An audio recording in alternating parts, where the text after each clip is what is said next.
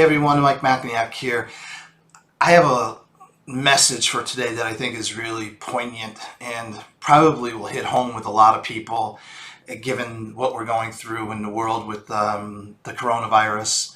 And we need to carry this message forward in different aspects of our lives and different aspects of what we see coming next. As much as we can't stand it, and this is particularly true when we're talking about loved ones that have mental illness and caring for people who are making bad decisions, right? We see friends, neighbors, loved ones in all walks of life doing things that we know are bad for them. Unfortunately, I just lost a friend 2 weeks ago, a guy I've known for 45 years, to a heroin overdose. We know people make bad decisions. Unfortunately, we can't force people to make good decisions, or else the world would be a much better place. So as you walk around today and you go outside and you see people in the playgrounds with their kids and all these people getting close together, it's really easy to get mad and to want to, scream and yell and kick and scream. But we have to remember that people have the right to make bad choices.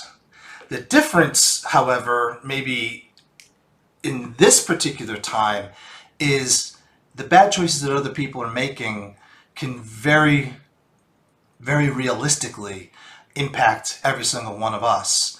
And that becomes even more frustrating. If I see a group of people together thinking that this is party time, yeah, that makes me a little bit more angry than if it's just a small group of friends getting together or a family being together on a walk or something like that.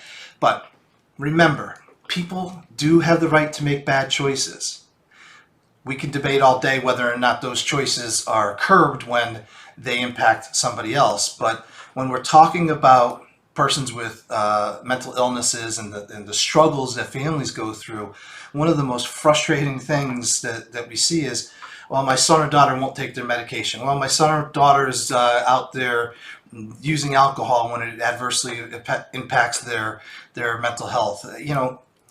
And for the most part, the unfortunate reality that we have to deal with as strong advocates, as caretakers perhaps of people with mental illnesses, we have to understand that they do have the right on some level to make those bad choices. That's a very tough nut to swallow. So if you're feeling that way towards your loved one, that's completely understandable.